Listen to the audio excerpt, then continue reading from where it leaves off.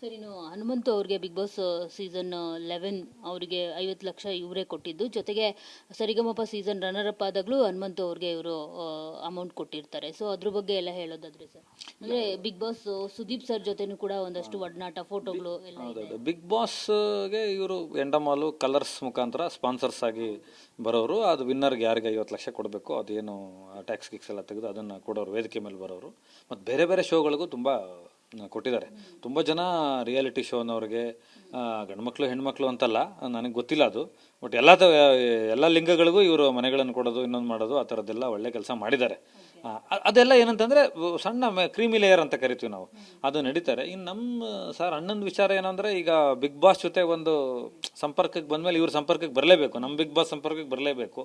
ಬರ್ತಾಯಿದ್ರು, ಚೆನ್ನಾಗಿ ಮಾತಾಡ್ತಾಯಿದ್ರು. ಆಮೇಲೆ ಬಿಗ್ ಬಾಸ್ನಲ್ಲಿ ಪ್ರತಿ ಸಲ ಒಂದು 3 ಪಾರ್ಟಿಗಳು ನಡೆಯುತ್ತೆ, ಅದಕ್ಕೆಲ್ಲ ಶ್ರೀಜರಾಯ್ ಅವರು ಬರೋರು. ತುಂಬ ಹೊತ್ತೇನು ಇರ್ತಿರ್ಲಿಲ್ಲ. ಸರ್ ಬಗ್ಗೆ ಕಿಚ್ಚ ಸರ್ ಅಂದರೆ ತುಂಬ ಪ್ರೀತಿ ಮತ್ತು ಗೌರವದಿಂದ ಇದು ಮಾಡೋರು. ಇವ್ರು ಏನಾರು ಹೇಳಿದ್ರೆ ತಕ್ಷಣಕ್ಕೆ ಅದನ್ನು ನಡ್ಕೊಳ್ಳೋರು. ಸರ್ ಅದನ್ನು ನಾನು ಇಮಿಡಿಯೇಟ್ ಅದನ್ನು ನಾನು ಮಾಡ್ತೀನಿ, ಚಾಚು ತಪ್ಪದಲ್ಲೇ ಮಾಡೋರು. ಆ ಥರದ್ದೊಂದು ಒಬ್ಬ ಸಹಜವಾಗಿ ಒಬ್ಬ ಬಿಸ್ನೆಸ್ ಮ್ಯಾನ್ಗೂ, ಸ್ಪಾನ್ಸರರ್ಗೂ, ಒಬ್ಬ ಸೂಪರ್ ಸ್ಟಾರ್ಗೂ ಇರುವಂಥ ಒಂದು ಸಂಪರ್ಕ ಏನಿರಬೇಕು ಅದಷ್ಟಿತ್ತು ಅಷ್ಟೇ. ಸರಿ, ಈಗ ಒಂದು ಪಾಡ್ಕಾಸ್ಟ್ ವೈರಲ್ ಆಗಿದೆ. ಸೊ ಅದರಲ್ಲಿ ಅವರು ಹೇಳ್ತಿರ್ತಾರೆ, ತುಂಬಾನೇ ಪಾಸಿಟಿವ್ ಆಗಿ ಹೇಳ್ತಾರೆ. ಏನಂದ್ರೆ, ನಾನು ಆಲ್ರೆಡಿ ಸಾವಿಗೆ ಒಂದು 7-8 ಬಾರಿ ಹತ್ತಿರ ಆಗಿದ್ದೀನಿ, ನನಗೆ ಸಾವು ಅಂದರೆ ಭಯ ಇಲ್ಲ ಅಂತ ಹೇಳ್ಬಿಟ್ಟು. ಸೊ ಈ ಥರ ಹೇಳಿದ ಮನುಷ್ಯ, ಕಾನ್ಫಿಡೆಂಟ್ ಗ್ರೂಪ್ನವರೇ ಕಾನ್ಫಿಡೆನ್ಸ್ನ ಕಳ್ಕೊಂಡಿದ್ದೆ ಯಾಕೆ ತಮ್ಮ ಲೈಫ್ನಲ್ಲಿ ಅಂತ? ಅಲ್ಲ, ಇದು ತಮ್ಮ ಪಾಡ್ಕಾಸ್ಟ್ಗಳಲ್ಲಿ, ನನ್ನ ಪಾಡ್ಕಾಸ್ಟ್, ಅವ್ರ ಪಾಡ್ಕಾಸ್ಟ್ಗಳಲ್ಲಿ ಸಾವಿನ ಬಗ್ಗೆ ಉಲ್ಲೇಖಗಳನ್ನು ಹೇಳೋದು, ನನ್ನ ಅಭಿಪ್ರಾಯಗಳನ್ನ ಹೇಳೋದು ಎಲ್ಲ ಒಂದು ಹೇವರಿಕೆಯ ಒಂದು ಮೇಲ್ಮಟ್ಟದ ವಿಷಯಗಳು. ಆದರೆ ತನಗೇ ಒತ್ತಡಗಳು ಬಂದಾಗ, ತಾನೇ ಕತ್ತಲೆಗೆ ಹೋಗಬೇಕಾಗತ್ತೆ, ತನ್ನದೇ ಇಡೀ ಸಾಮ್ರಾಜ್ಯವೇ ಪತನ ಆಗುತ್ತೆ ಅಂದಾಗ ಆತ್ಮಹತ್ಯೆಗೆ ಈಡಾಗೋದು, ತನ್ನನ್ನು ತಾನು ಕೊಂದುಕೊಳ್ಳೋದು ಬೇರೆ. ಎರಡಕ್ಕೂ ತುಂಬ ಅಜಗಜಾಂತರ ಇದೆ. ಇವತ್ತು ನಮಗೆಲ್ಲ ಏನಂತಂದರೆ ಒಂದು ಒಂದು ಒಂದು ಮೀಡಿಯಮ್ ಕ್ಯಾರೆಕ್ಟರ್ ಅಂತ ಕರಿತೀವಿ. ಅದೇನಂದ್ರೆ ನಮಗೀಗ ಅದು ಎರಡು ಒಂದೇ ಅನ್ನಿಸ್ತಾ ಇದೆ. ಅದನ್ನು ನಾವು ತಾಳೆ ಇಟ್ಟು ನೋಡ್ತಾ ಇದೀವಿ ಬಿಟ್ಟರೆ ಅಂಥ ಕೋಇನ್ಸಿಡೆನ್ಸ್ ಏನು ಇರೋದಿಲ್ಲ. ಈಗ ಸಾಮಾನ್ಯವಾಗಿ ಫ್ಲೈಟಲ್ಲಿ ಓಡಾಡೋರಿಗೆ ಜರ್ಕ್ ಬರುತ್ತೆ, ಫ್ಲೈಟು ಹಿಂದೆ ಮುಂದೆ ಹೋದಂಗಾಗುತ್ತೆ, ಒಂದಷ್ಟು ಆಕ್ಸಿಡೆಂಟ್ಗಳಾಗಿ ಹೋಗ್ಬಿಡ್ತೀವಿ ಅನಿಸುತ್ತೆ, ಏನೋ ಹೆಲ್ತ್ ಇಶ್ಯೂಸ್ ಥರ ಅನಿಸುತ್ತೆ. ಆದರೆ ಸಾವು ತುಂಬ ದೊಡ್ಡದಲ್ವಾ, ಅದು ಅಂತಿಮವಾದ ಸತ್ಯ ಅಲ್ವಾ.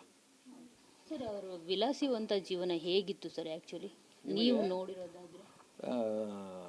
ಒಂದಿನ ಒಂದು ಶೋಗೆ ಬಂದಿದ್ದರು, ನಾನು ಆ ಶೋಗೆ ಗೆಸ್ಟು, ಅವರು ಆ ಶೋಗೆ ಗೆಸ್ಟು. ಹೋಗ್ತಾ ಅವ್ರ ಗನ್ಮ್ಯಾನ್ ಕಾರ್ ರೋಲ್ಸ್ ರಾಯ್ ಏನದು ಕಾರ್ ಬರುತ್ತಲ್ಲ, ಅದತ್ತರ ನಾವು ಬಂದಿದ್ದು ಬ್ಲೂ ಕಾರಲ್ವಾ ಅಂತ ಕೇಳಿದ್ರು. ಅಲ್ಲಿ ಗ್ರೇನಲ್ಲಿ ಬಂದಿದ್ರು. ಅವ್ರಿಗೆ ಆ ಕಲರೇ ಮರ್ತೋಗಿತ್ತು, ಇದು ಗ್ರೇನಾ ಬ್ಲೂನಾ ಅಂತ. ಅಂದರೆ ಒಂದು ಮಟ್ಟ ಮೀರಿದ್ರಲ್ಲ. ಈಗ ನಿಮಗೆ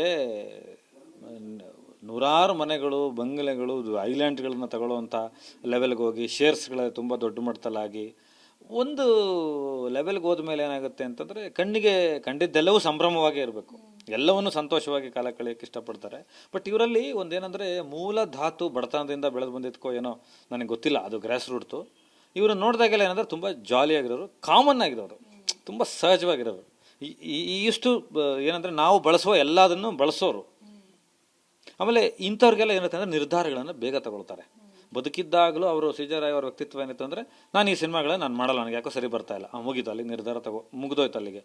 ಬಾಂಬೆಲಿ ಯಾವುದೋ ಹಿಂದಿ ಸಿನಿಮಾ ಮಾಡ್ತೀನಿ ಅಂತ ಹೋಗಿಲ್ಲ, ನಾನು ಈ ಸಿನಿಮಾ ಮಾಡ್ತೀನಿ. 2 ಮೀಟಿಂಗ್ ಕೂಡ ಹೋಗಿಲ್ಲ. ನೀವು ಕನ್ನಡ ಸಿನಿಮಾಗಳ ಸೆಟ್ಟಿಗಳಿಗೆ ಬರೋದಿರಲಿ, ಬಾಂಬೆ ಅಂತ ಸಿನಿಮಾಗಳಿಗೆ, ಹಿಂದಿ ಸಿನಿಮಾಗಳಿಗೆ, ತಮಿಳು ಸಿನಿಮಾಗಳಿಗೆ, ಕೇರಳ ಸಿನಿಮಾಗಳಿಗೆ ಫಂಡಿಂಗ್ ಮಾಡಿದ್ರೇ ಅವರು ಸೆಟ್ಟಿಗೆ ಹೋಗೋದಿರಲಿ.